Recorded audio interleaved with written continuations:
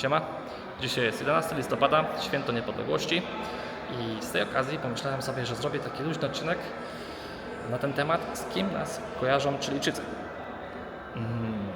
Nie bez powodu jestem teraz na siłowni, ponieważ tutaj mam najwięcej interakcji z Chilijczykami. Mijamy się w szatni, na siłowni, rozmawiam często z różnymi osobami i zawsze jak odpowiadam na pytanie, skąd jestem i jak mówię, że jestem z Polski, to myślę, że nie jesteś zdziwiona, ale dostaję odpowiedź, że Robert Lewandowski. Dostaję odpowiedź w sensie, od razu kojarzą nas z Robertem Lewandowskim. Tutaj dużo osób ogląda Ligę Hiszpańską i to jest właśnie pierwsza postać, pierwsze imię, które mi przychodzi na myśl teraz. Spotkałem się też z Igą Świątek, w sensie ze stwierdzeniem, że właśnie Iga Świątek, kojarzą nas z Igą Świątek, myślę, że też jest bardzo rozpoznawalna na całym świecie.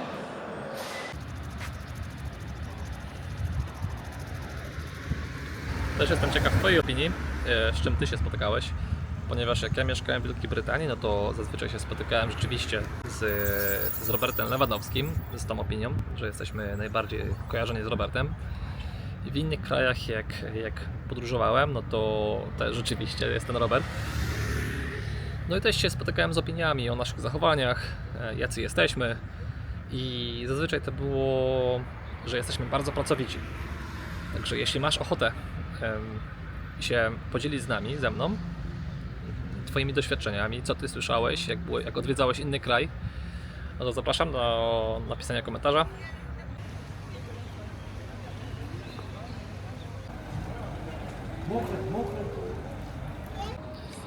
Jestem teraz przy katedrze w La Serena i znowu bez przypadku się tutaj znajduję, ponieważ następna osoba, o której słyszę, to jest Jan Paweł II, papież Jan Paweł II. Najbardziej wśród starszego pokolenia. Jak poznaję jakąś nową osobę, to często o tym słyszałem też.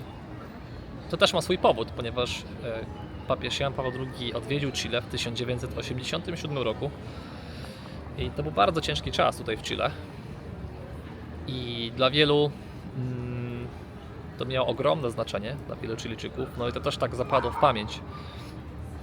Odwiedził też La Serena, odwiedził tą katedrę, przy której się teraz znajduję, 5 kwietnia. Odwiedził tutaj centrum, także to jest następna osoba. I też wiem, że jest tutaj ulica imienia Jana Pawła II w La Serena. Też moja znajoma, jej członek rodziny. To też była ciekawa sytuacja, ponieważ odwiedziłem moją znajomą. Odwiedziliśmy wspólnie z moją dziewczyną, naszą wspólną znajomą. I patrzę na ścianie, a tam są obrazy Jana Pawła II i jej tatę. I się okazało, że jej tato eskortował z lotniska Jana Pawła II w 1987 roku. Także kurczę, no jaki ten świat jest mały tak naprawdę.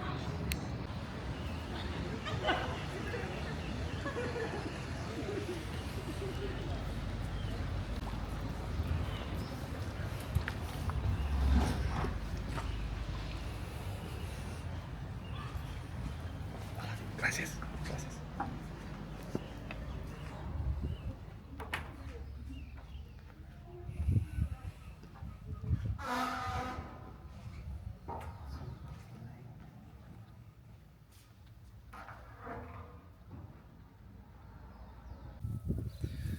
Następną osobą, o której chcę Ci powiedzieć, i to też jest ciekawa historia, ponieważ tutaj jak przyjechałem do Chile, to zamieszkałem tutaj w tym sąsiedztwie, na tej farmie, to w pewnym momencie pojawił nam się problem. System grzewczy wody, coś tam się podziało, no i zadzwoniliśmy do pana, żeby przyjechał i to wymienił nam wszystko. I w tym samym momencie też dostałem informację, że będę musiał być sam na tej farmie, ponieważ ktoś tam wyjechał z rodziny i po prostu to był taki pierwszy mój moment, gdzie musiałem się zmierzyć ze swoim językiem hiszpańskim.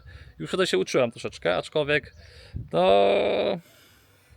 tak sobie rozumiałem i tak sobie mówiłem. I no i okej, przyjechał ten pan, wszystko okej, bardzo, bardzo przemiły pan, pogadaliśmy sobie chwileczkę i mówił bardzo wolno i zrozumiale. To było dla mnie w tamtym momencie bardzo pomocne, że tak mówił. Miał bardzo czysty akcent hiszpański. No i po prostu w pewnym momencie mi się zapytał, skąd jestem. No to powiedziałem, że jestem z Polski. I on tak patrzy na mnie, mówi, z Polski? A macie tam MMA fighter Mario Mar. Ja mówię, Mariusz Pudzianowski? I ja tak patrzę, tak, Mariusz Pudzianowski. Ja tak sobie mówię, serio znasz Mariusza Pudzianowskiego? On mówi, tak, tak. I tak sobie pomyślałem, kurde, jestem na końcu świata, ponad 12 tysięcy kilometrów od domu. No wiadomo, tutaj ludzie też mają internet, telewizję, wszystko ok, tak? Aczkolwiek te sąsiedztwo tutaj, ta okolica, w którym mieszkam, no to tutaj ludzie się wydają tacy, że nie oglądają za bardzo telewizji, skupiają się tak na rodzinie, tutaj na farmie i tak jakby wydaje mi się, że nie są tak skoncentrowani na oglądaniu social mediów i w ogóle, nie? Więc taka pierwsza myśl się pojawiła, że po prostu nawet na końcu świata Mariusz jest znany. Jeśli mam ten zaszczyt, Mariusz, i mnie oglądasz, to po pierwsze chciałem podziękować za całą motywację. To też dla mnie było takie fajne, że ktoś przyjechał i wspomniał, że zna Mariusza, bo Mariusz to też była taka osoba, gdzie zawsze dumnie reprezentowała Polskę. No i też gdzieś tam zawsze dawała tą motywację do treningów. No to w sumie to jest tyle na ten odcinek dzisiaj. Chciałbym Cię serdecznie pozdrowić z Chile i życzę Ci spokojnego dnia, wszystkiego dobrego. Trzymaj się.